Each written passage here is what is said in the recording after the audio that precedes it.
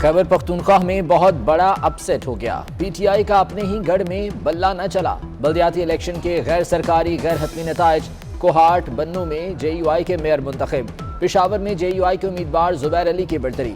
64 तहसीलों में जेयूआई 20 सीटों के साथ पहले नंबर पर। पीटीआई के 15, 11 आज़ाद उम्मीदवार जीते। एएनपी 8, मुस्लिम लीग नून के 3, जमात इस्लामी और इस्लामी तहरीक इस्तेहकाम के 2 उम्मीदवारों की फतह। वफाकी वजीर अली अमीन गंडापुर के हलके तहसील पहाड़पुर से पीपल्स पार्टी के मखदूम अल्ताफ शाह कामयाब।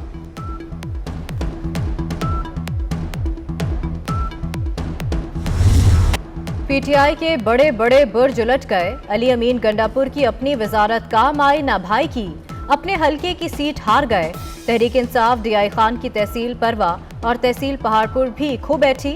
वजीर मुमलिकत अली खान को तख्त भाई में शिकस्त। असद कैसर अपनी तहसील जीतने में नाकाम रहे। शहराम तरकई को भी हार का सामना करना पड़ा।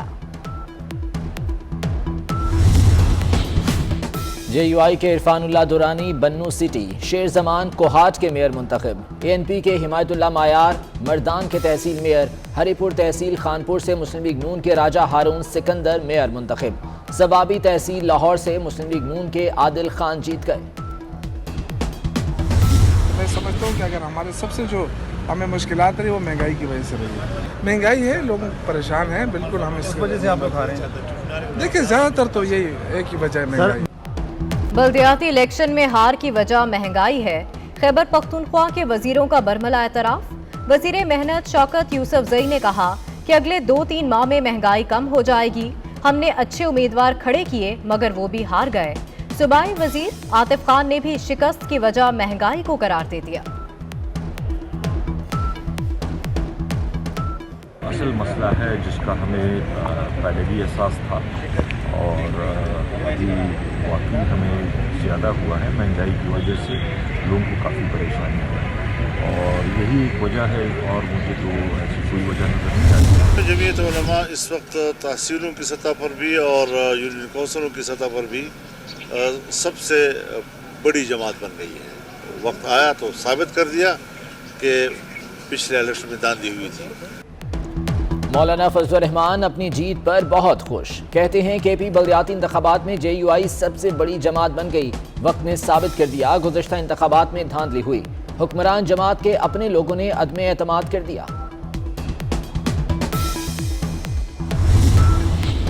हुक्मरान जमात के शौकत तरीन खैबर पख्तूनख्वा से सेनेटर मुंतखब। शौकत तरीन ने 87 वोट लिए। कराची से वोट मुंतकिल होने के सहाफ़ी के सवाल पर शौकत तरीन नाराज हो गए। कहा कि उनका वोट लाहौर में था और ससुराल पेशावर में है।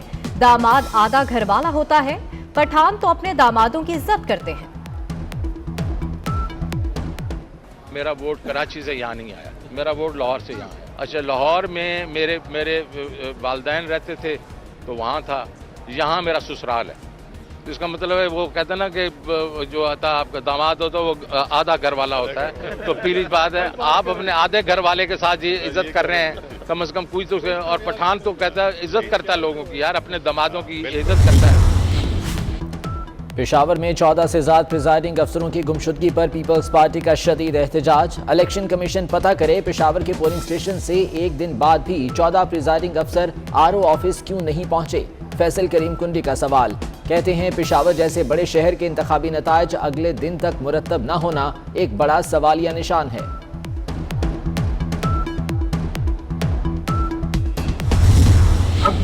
डॉलर वंस 80 पे 200 क्रॉस कर रहा है और अब आप बात कर रहे हैं। जरूरत ही नहीं थी ये डिवैल्यूएशन की। ये डिवैल्यूएशन करने वाले जाहिल हैं और इनको समझ नहीं आई कि जितना हमारा कर्जा है वो डबल हो गया। कोई मसला नहीं है पीपल्स पार्टी के लिए, इनके लिए मसले हैं, इसलिए कि ना इनको जन है ना तन है, कोई खबर ही नहीं है। साबिक सदर आसिफ अली जरदारी का कहना है कि पीपल्स पार्टी की हुकूमत सिंध में आवाम को मुफ्त इलाज की सहूलत फराहम कर रही है। पीटीआई हुकूमत बुरी तरह नाकाम हो चुकी। नाकाम पॉलिसियों से बार बार पेट्रोल की कीमतों में इजाफा हो रहा है। गर्दिशी कर्जे इस कदर बढ़ चुके जो कभी तारीख में नहीं बढ़े।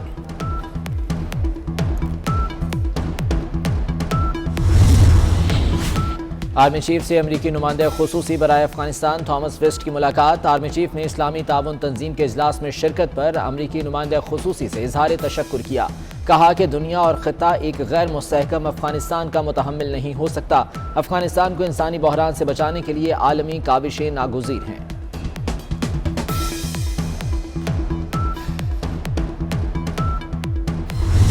افغانستان کا جو معاملہ ہے بڑا گمبھیر ہے۔ وہاں پر لوگوں کو ایک وقت کی روٹی کے لالے پڑ گئے ہیں، دوائی نہیں ہے، وہاں پر خوراک نہیں ہے، وہاں پر لوگوں کو بے روزگار ہو چکے ہیں۔ تو افغانستان کے عوام کی امداد کا جو معاملہ ہے وہ بڑا سنگین ہے۔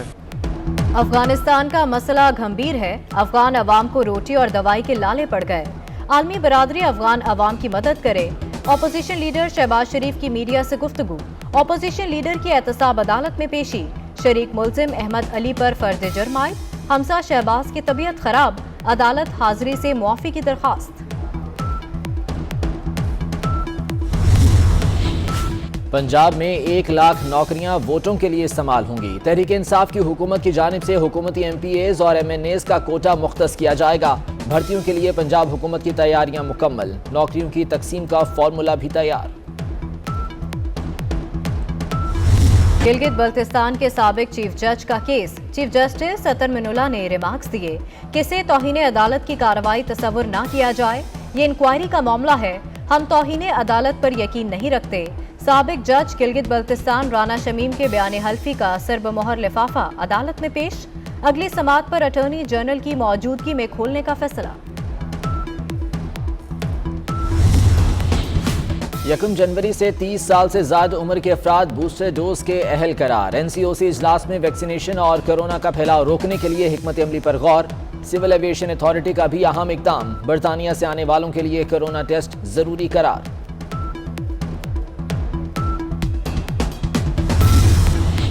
حکومت کے لیے ایک اور چیلنج۔ پاکستان اسٹیٹ آئل کے واجبات بلند ترین سطح پر پہنچ گئے۔ پاور سیکٹر، سوئی ناردرن گیس، پی آئی اے، پاکستان ریلوے اور دیگر اداروں کے ذمہ 409 ارب 70 کروڑ روپے واجب الادا۔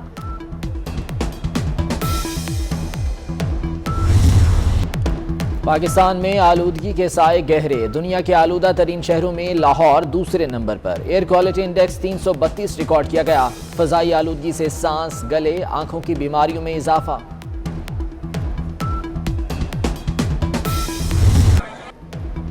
سوڈان میں فوجی بغاوت کے خلاف مظاہرے۔ مظاہرین پر فوجی کریک ڈاؤن میں 1 شخص ہلاک، 125 سے زائد زخمی۔